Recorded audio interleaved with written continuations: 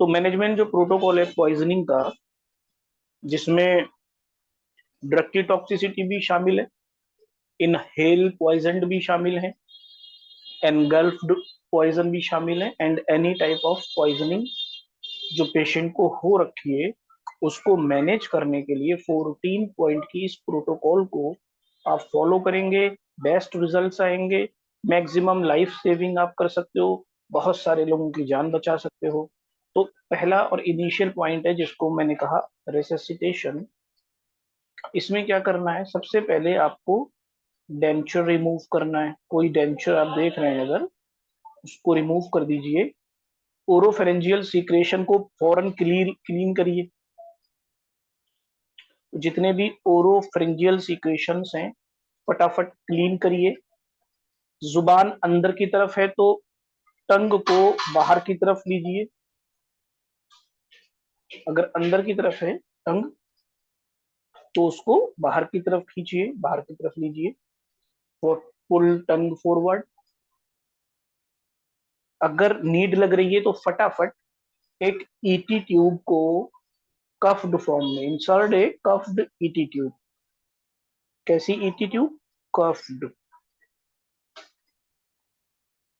Insert कीजिए, फटाफट बता रहा हूँ।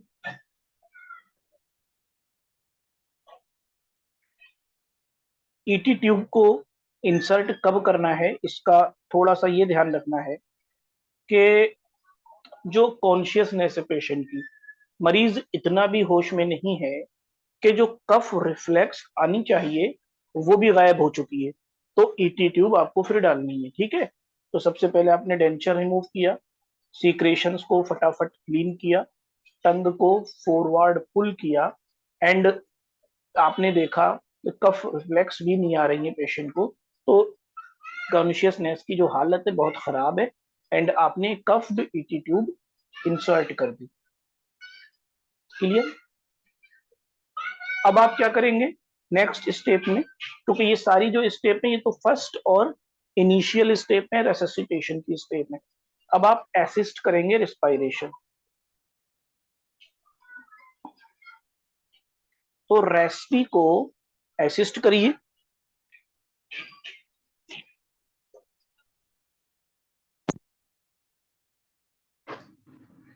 अगर आपको लगता है कि रिस्पायरेशन एडिक्वेट नहीं हो रहा है तो एयरवे मेंटेन करके रेस्पिरेशन को मेंटेन कर लीजिए। अगर आपको लग रहा है कि सिर्फ एयरवे मेंटेन करने से काम नहीं चल रहा है, फटाफट ऑक्सीजन स्टार्ट करिए, गिव ऑक्सीजन। क्लियर? अगर रिस्पायरेशन इतना कम है, इतना रिड्यूस हो गया है कि जो प्यूपिल है वो भी पिन पॉइंट नजर आ रहा है, तो एक ड्रग होती है जिसको हम बोलते हैं नेलोक्सोन, ये आपको देनी है। अभी हम डोज पे बात नहीं कर रहे हैं, नेलोक्सोन। अभी हम ये बात कर रहे हैं कि करना क्या क्या है। देन हम पॉइजनिंग को वन बाय वन, कौन कौन से टाइप की पॉइजनिंग हो सकती है और उसमें स्पेसिफिक क्या देना है, ये वहां डिस्कस करेंगे। ये जो स्टेप है ये पहली स्टेप थी रेससिटेशन की। तो क्या क्या किया आपने? आपने डेंचर को रिमूव कर दिया। क्लियर? ये डेंचर रिमूव किया, सीक्रेशंस को आपने क्लीन कर दिया, टंग को फॉरवर्ड पुल कर दिया। आपने देखा पेशेंट को कफ रिफ्लेक्स भी नहीं आ रही है, इतना खराब हालत है कॉन्शियसनेस की। तो ईटी ट्यूब, वो भी कर्व्ड ईटी ट्यूब इंसर्ट कर दी। रेस्पायरेशन को आपने असिस्ट किया, आपने देखा एडिक्वेट है तो ऑक्सीजन की कोई जरूरत नहीं है, आपने देखा इन एडिक्वेट है तो आपने फटाफट उसको ऑक्सीजन देनी स्टार्ट कर दी। साथ में आपने रेस्पायरेटरी रेट को ऑब्जर्व किया बहुत ही केयरफुल्ली, आपने देखा बहुत ही रिड्यूस हो चुका है और प्यूपिल भी पिन पॉइंट हो चुका है। देन आपने नेलोक्सोन दे दी पेशेंट को। ये फर्स्ट स्टेप थी। सेकेंड स्टेप में आप क्या करोगे? वेंटिलेशन का काम करोगे।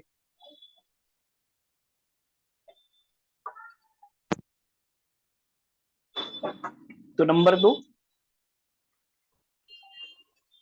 वेंटिलेशन।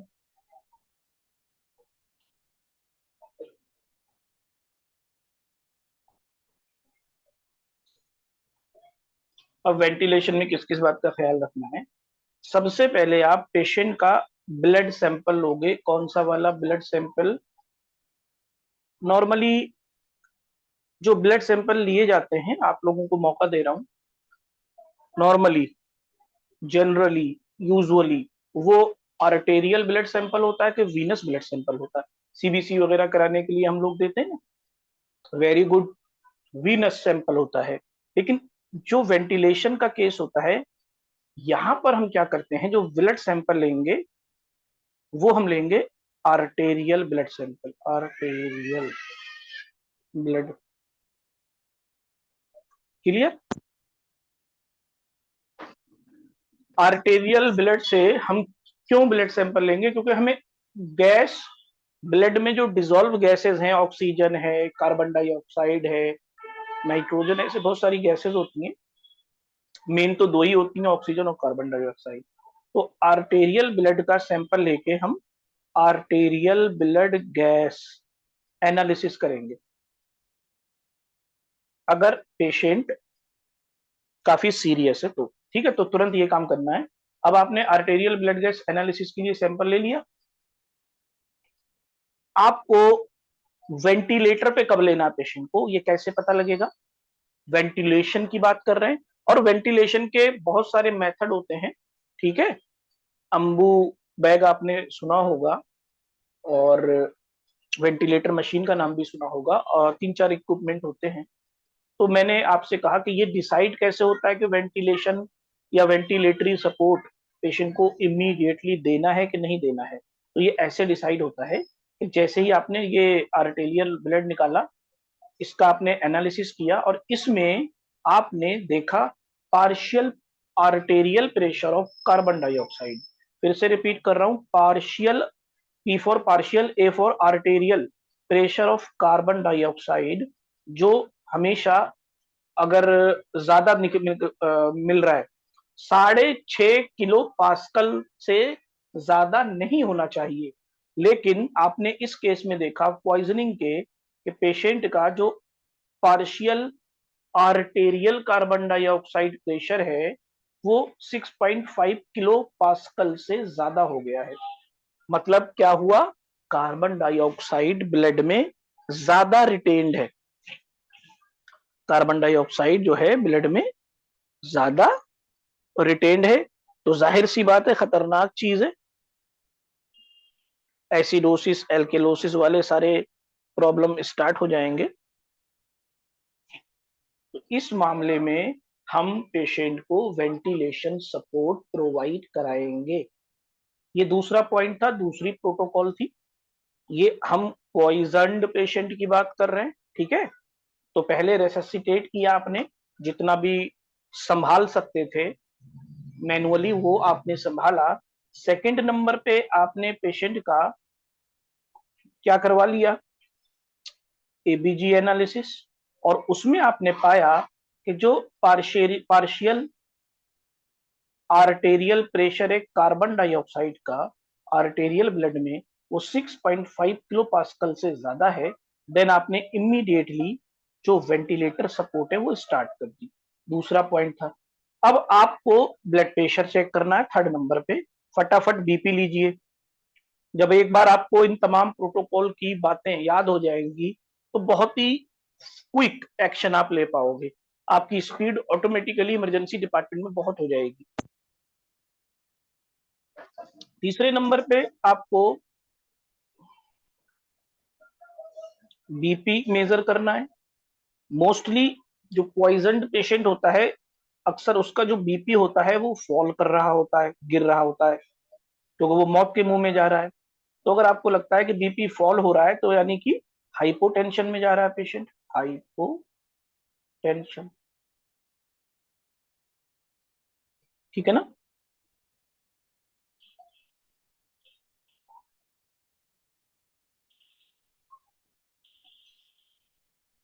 बीपी फॉल कर रहा था, मीन्स पेशेंट को हाइपोटेंशन हो रखा था। अब एक चीज यहाँ हमेशा याद रखो, ये जो ब्लड प्रेशर है, इसकी नॉर्मल वैल्यू, मैं मौका आप लोगों को दे रहा हूं, पेन ऑन कर दिया है। नॉर्मल वैल्यू जो आप 12th लेवल से पढ़ते आ रहे हो, कितनी है? एक फिगर में बताना है, डबल फिगर में नहीं बताना है। 120/80 ये अपर लिमिट है, नॉर्मल वैल्यू की ये अपर लिमिट है।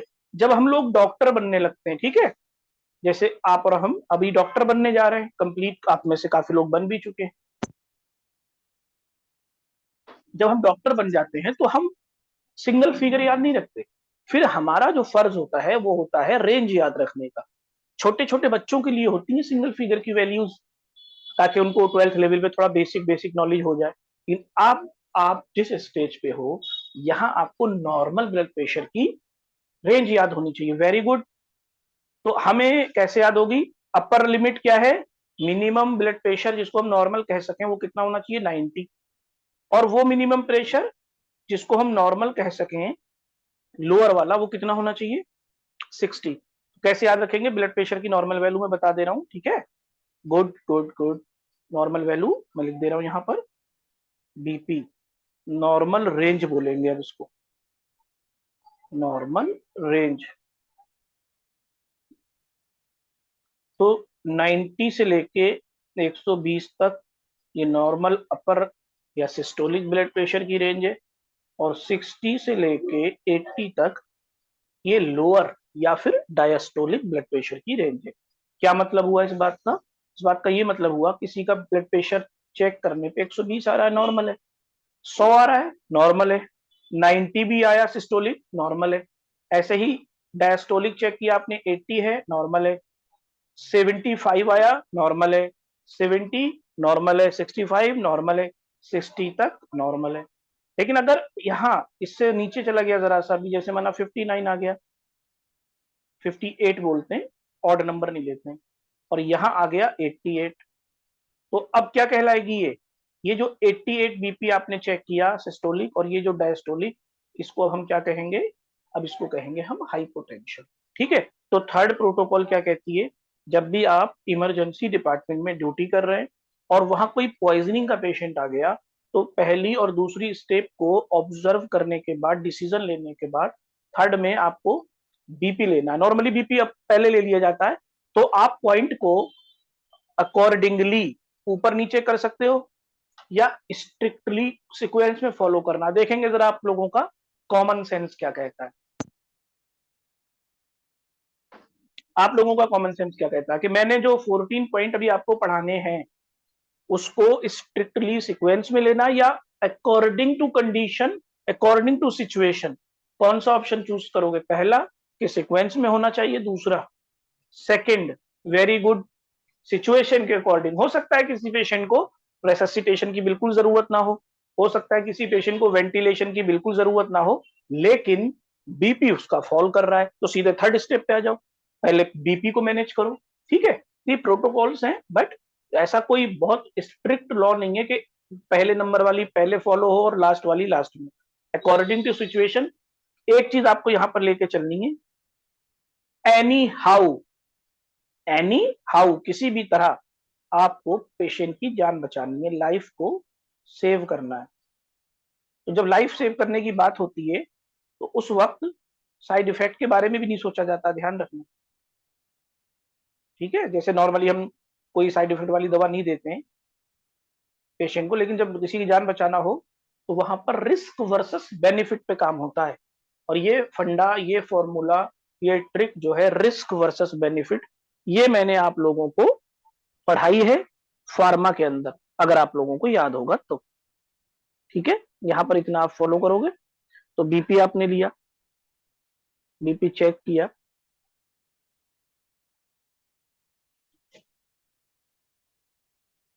और आपने देखा कि पेशेंट हाइपोटेंशन में है, तो नेक्स्ट जो स्टेप होगी वो मैं आपको बता रहा हूँ, उसे नोट कर लो। यहाँ पर मेन जो बीपी आपको चेक करना है ना, वो सिस्टोलिक वाला लेना है।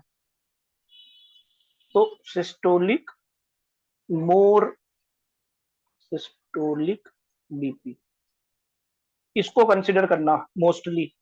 डायस्टोलिक अगर कम हो रहा है तो कोई ज्यादा घबराने की बात नहीं, लेकिन सिस्टोलिक कम हो रहा है तो घबराने की बात है। तो आप क्या करोगे यहाँ पर? इसका ट्रीटमेंट करोगे, ट्रीटमेंट ऑफ हाइपोटेंशन। कैसे करेंगे हम? पहले तो एयरवे और वेंटिलेशन करेक्ट करेंगे, ठीक है ना। पहले वन बाई वन बता दे रहा हूं। एयरवे एंड वेंटिलेशन, इतना काम तो कर ही दीजिए तुरंत। सेकंड नंबर पे आप क्या करिए, 15 सेंटीमीटर ऊंचे उठा दीजिए पेशेंट के पैरों को।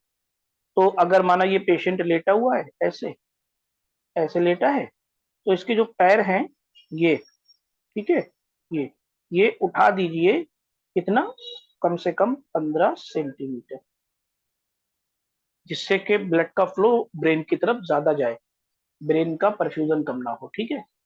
तो raise foot by 15 centimetre bed पे।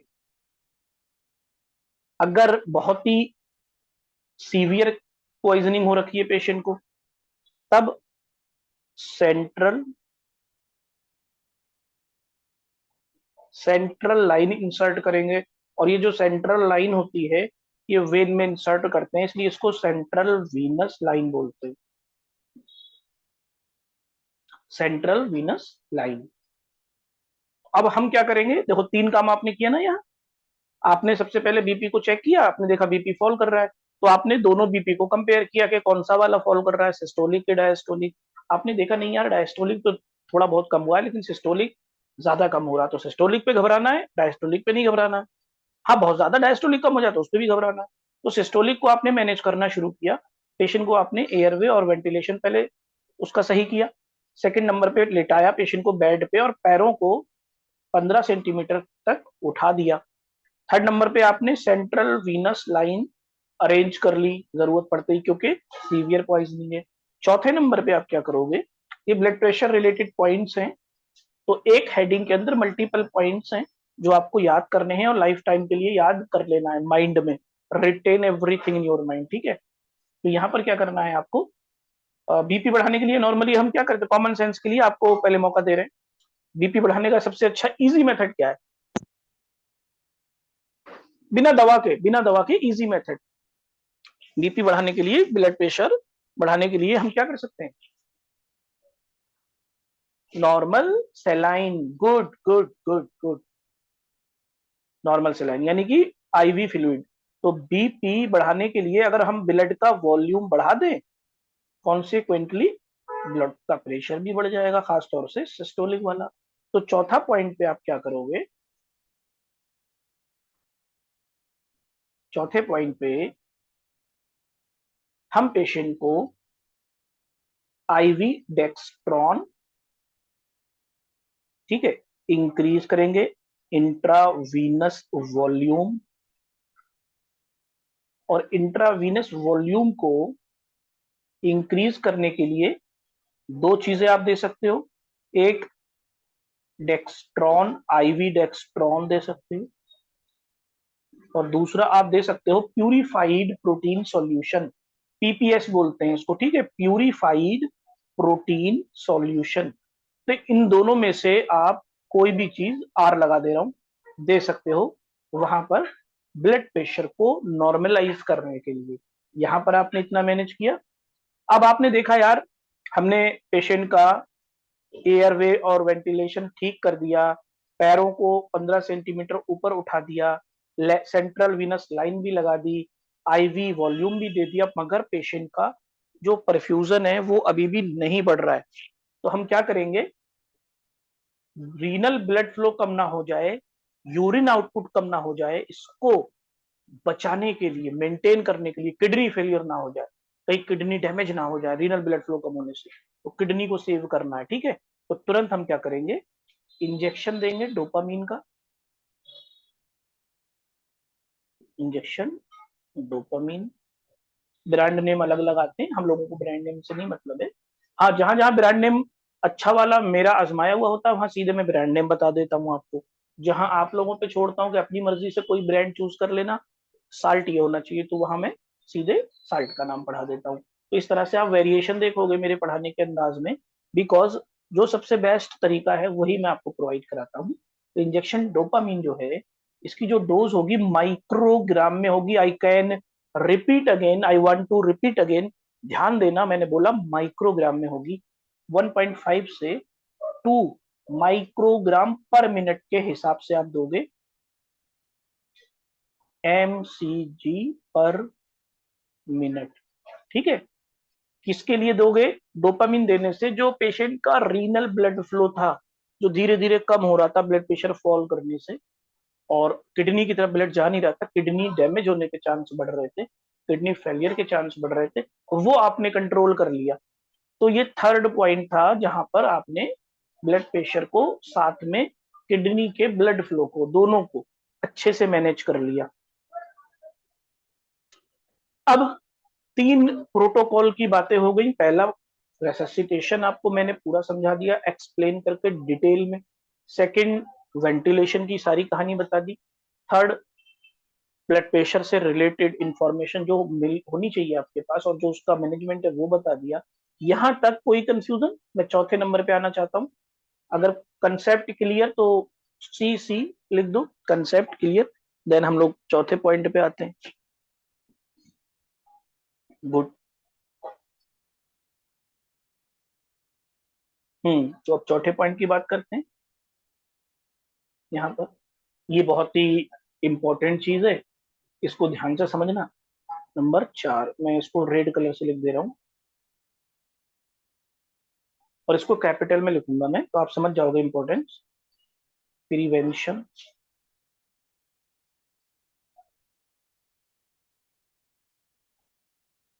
ऑफ एब्जॉर्प्शन, तो इसकी इंपॉर्टेंस समझना। Prevention of absorption.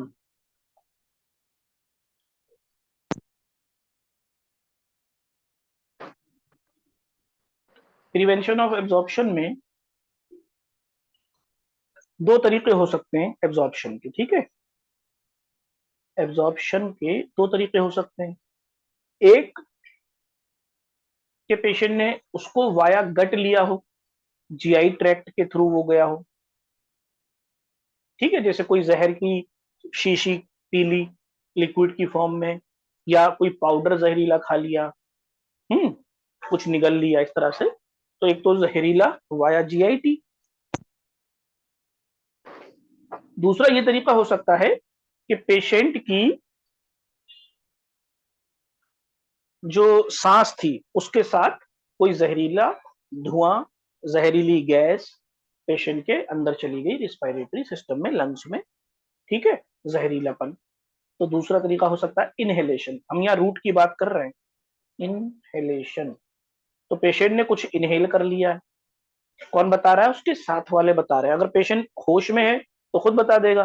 पेशेंट अगर बेहोश हो रखा है, कॉन्शियस नहीं है, तो उसके साथ वाले बताएंगे, रिश्तेदार बताएंगे, घर वाले बताएंगे।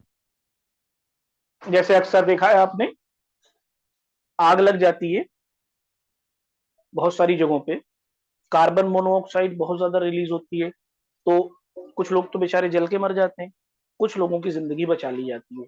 उन बचे हुए कुछ लोगों में से कुछ होश में होते हैं, कुछ बेहोश हो चुके होते हैं, सबको जल्दी जल्दी इमरजेंसी हॉस्पिटल पहुंचाया जाता है। तो वहां पर ये इनहेलेशन वाला रूट होगा कि धुएं के साथ बहुत सारी जहरीली गैस उसके लंग्स में चली गई है। ठीक है, तो एब्जॉर्प्शन जैसे मैंने कहा, या तो जीआईटी ट्रैक्ट के थ्रू हुआ, पेट में कुछ निगल लिया उसने, पी लिया, खा लिया, चबा लिया, निगल लिया, या फिर सांस के थ्रू चला गया। या तीसरा तरीका होता है स्किन। तो पेशेंट की स्किन पे कोई जहरीली चीज लगाई गई और वो अंदर चली गई, क्योंकि स्किन में भी ब्लड वेसल्स होती हैं, तो एब्जॉर्प्शन हुआ वाया स्किन। इसको हम बोलते हैं परक्यूटेनियस एब्जॉर्प्शन। ठीक है, परक्यूटेनियस एब्जॉर्प्शन। तो परक्यूटेनियस एब्जॉर्प्शन से वो चीज अंदर चली, जैसे एसिड लगा दो, तेजाब लगा दो, तेजाब सीधे अंदर चला जाएगा। ठीक है, ऐसे बहुत सी चीजें हैं जिनका स्किन एब्जॉर्प्शन बहुत अच्छा होता है। वहां जो ब्लड वेसल होती है उनके थ्रू एंटर करके वो ब्लड में भी पहुंच सकता है। तो 3 रूट यहाँ पर हम मेनली प्रिवेंशन के लिए नोटिस करके चल रहे हैं। पहला रूट हो गया हमारा जीआईटी, सेकेंड रूट हो गया इनहेलेशन, रेस्पिरेटरी रूट, और थर्ड हो गया स्किन, परक्यूटेनियस एब्जॉर्प्शन। अब देखो पहले की बात करते हैं, जीआईटी की। जीआईटी में हम क्या करेंगे, प्रिवेंशन ऑफ एब्जॉर्प्शन रोकने के लिए हम पेशेंट को तुरंत लवाज देंगे या उल्टी करवाएंगे। ठीक है, तो एक तरीका है कि पेशेंट को फटाफट लवाज दे दो, ताकि जो उसके पेट में पॉइजनिंग मौजूद है, जो टॉक्सिन मौजूद है, जहर मौजूद है, वो जल्दी से जल्दी बाहर निकाल दिया जाए। उसे साफ कर दो, धुल दो। लवाज मीन्स धुल देना। ठीक है। दूसरा तरीका है कि आप पेशेंट को, अगर वो होश में है तो बोल दो यार उल्टी कर दो, तो वॉमिटिंग करवा दो, एमेसिस करवा दो, तो पेट खाली करवा दो। कुल मिला के चाहे वो लवाज से करो आप, या पेशेंट से कह के करवा दो आप, ड्रग व्रग देके। तो एमेसिस इंड्यूसिंग ड्रग्स होती हैं, तरीके होते हैं उसके, उल्टियां करवाने के, वॉमिटिंग करवाने के। इमरजेंसी डिपार्टमेंट में जब आपकी ड्यूटी लगेगी ना, काफी चीजें सीखोगे वहाँ। ये नॉलेज आपको वहाँ बहुत काम आएगी। उस वक्त आपको कंसल्टेंट से ज्यादा पूछना नहीं पड़ेगा, वहीं जो पेशेंट होगा उसको मैनेज करोगे, फटाफट कर ले जाओगे। ठीक है, तो जीआईटी को हमने कैसे साफ किया, एम्प्टी किया जीआईटी को। जीआईटी को एक तो लवाज देकर, सेकंड या एमएसएस करवा के।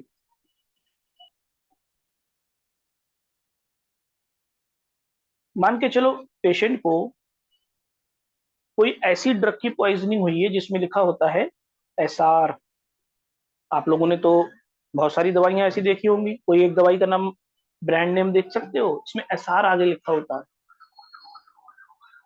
ऐसी बहुत सी दवाइयां मार्केट में हैं जिसमें एसआर लिखा होता है, सस्टेन्ड रिलीज।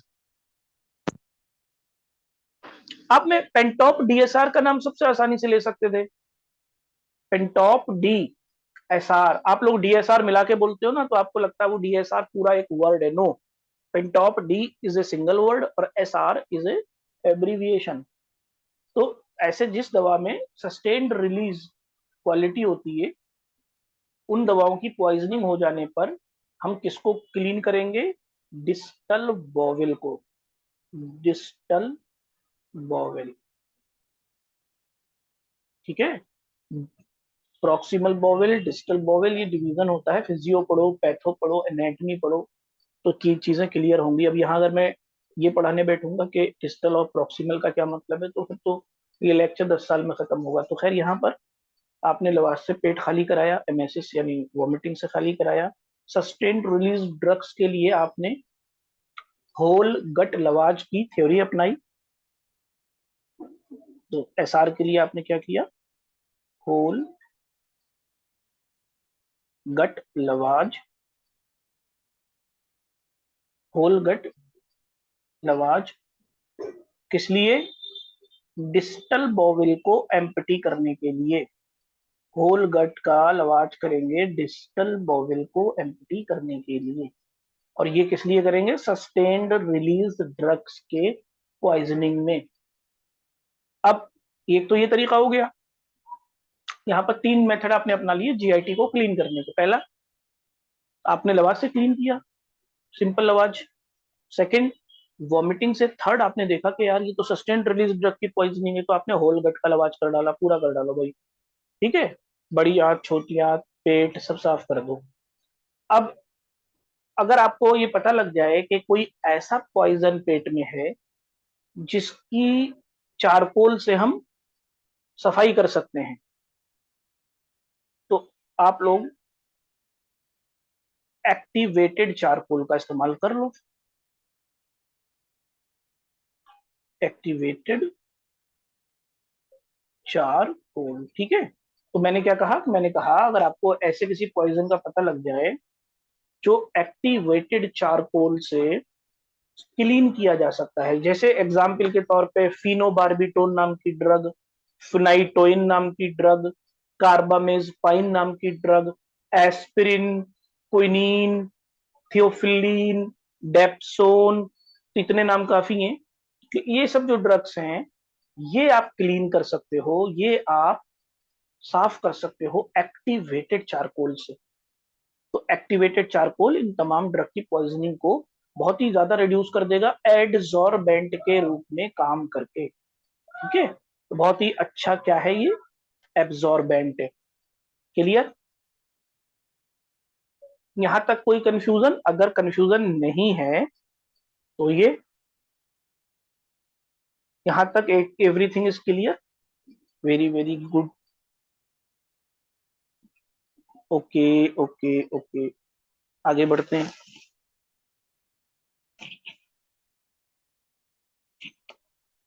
ठीक है, तो आपने क्या किया, एक्टिवेटेड चारकोल का इस्तेमाल समझ लिया।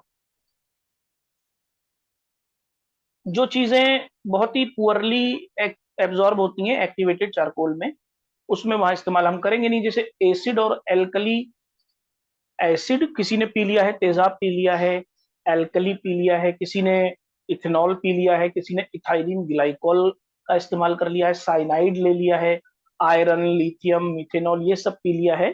तो इसमें जो एक्टिवेटेड चारकोल है, इसका रोल बहुत ही पुअर होता है, कोई मतलब नहीं है। ठीक है, लवाज करो फिर। ठीक है ना, तो समझो यहाँ पर क्या क्या किया आपने। आपने नॉर्मली सिंपल लवाज किया अगर पॉइजन स्टमक में है, या फिर आपने यहाँ आर लगा दे रहे हैं। तो ये वाला काम आपने कब किया, जब पॉइजन जो है स्टमक में है।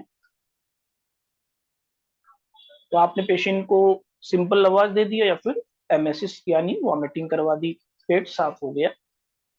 या फिर सस्टेन्ड रिलीज ड्रग्स की टॉक्सिसिटी हुई है, तो आपने होल गट का लवाज कर डाला, पूरी बड़ी आंत, छोटी आंत, पेट सब साफ कर डाला।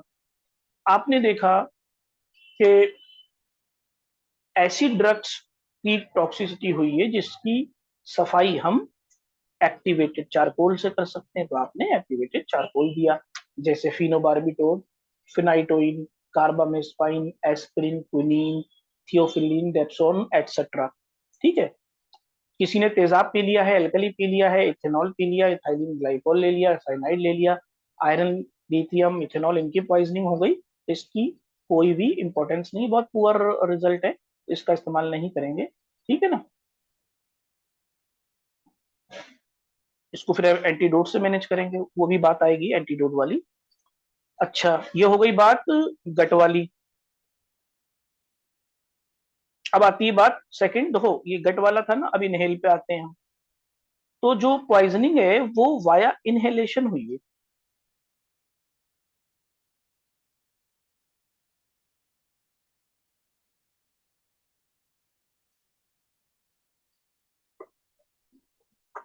पॉइजनिंग वाया इनहेलेशन, इसमें क्या करोगे। देखो, जहां पर वो गैस जहरीली वाली मौजूद है, आप लोगों को मौका दे रहा हूं, कॉमन सेंस लगाओ। प्रिवेंशन की बात कर रहे हैं, ट्रीटमेंट की बात यहां नहीं हो रही है। कैसे रोकोगे फर्दर पॉइजनिंग होने से। क्या उस एटमॉस्फेयर में जहां वो गैस मौजूद है, गैस जहरीली, उस जहरीली गैस में बैठा रहने दोगे पेशेंट को। स्क्रीन पे आंसर नहीं। तो सिंपल सा आंसर क्या हुआ इनहेलेशन रोकने का, remove patient from toxic atmosphere. तो हम पेशेंट को सिंपली रिमूव कर देंगे वहां से, जहां पर एटमॉस्फेयर टॉक्सिक है, जहां पर बहुत ज्यादा पॉल्यूटेड एटमॉस्फेयर है, जहां पर बहुत ज्यादा गहरीली गैसें हैं, वहां से पेशेंट को फटाफट उठा लाओ, गोद में, एम्बुलेंस में, किसी भी चीज में।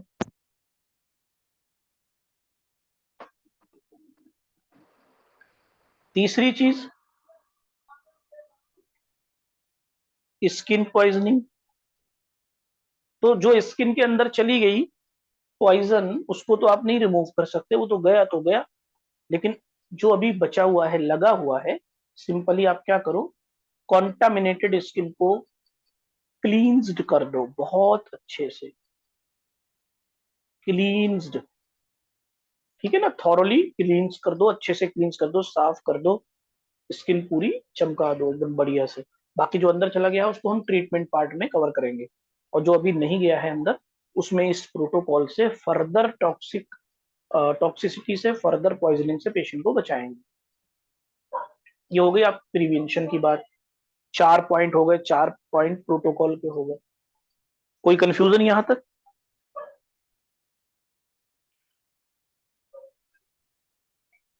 Everything is clear, everything is clear, very good. तो चार चार पॉइंट आज सेकंड लेक्चर में बचे हुए 5 पॉइंट थर्ड लेक्चर में बचे हुए 5 पॉइंट। तो ये 4 पॉइंट आज बड़े बड़े थे, 5, 5, 10 और बचे हुए हैं। तो नेक्स्ट 2 और लेक्चर में लूंगा, वीक में 2 बार लूंगा, तो आपका ये कवर हो जाएगा।